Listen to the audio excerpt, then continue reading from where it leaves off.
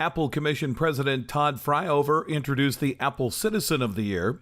And at this time, I'd like to ask all of you to join with me as a representative of the Washington State Apple Commission 100th year to welcome the Apple Citizen of the Year, Mr. Dalton Thomas.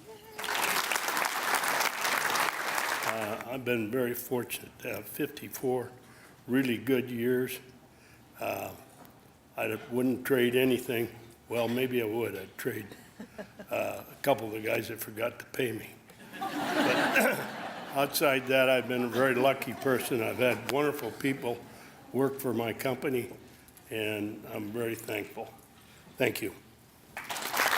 New Zealand's Mark Farnham and David Wright, the grandsons of Apple Blossom Festival founder Susan Wagner, tied their family and country to this 100-year-old festival. The interesting thing is, at that stage, the area of Wenatchee that was producing apples was about the same size as a New Zealand sheep station. And by 1912, you were exporting more in dollar value than the whole of New Zealand. So that gives you an idea of the colonial spirit and the enthusiasm that your founders had. And seeing it today, I'm sure Granny Sue, with the marvelous organisation of this, I'm sure she's looking down and going, wow, this is just more than I could have ever dreamed of. The keynote speaker for Thursday's luncheon was Make-A-Wish Alaska Washington Director Melissa Arias, who highlighted Wenatchee's own McKenna Schwab and her work with actor Chris Pratt to make such a huge contribution to Make-A-Wish.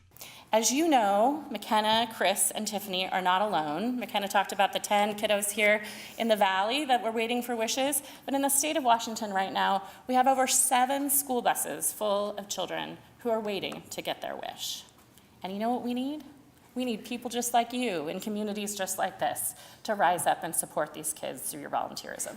And happy Apple Blossom, everybody. At the Apple Blossom All-Service Club Luncheon, I'm Eric Grandstrom for NCWLIFE Channel News.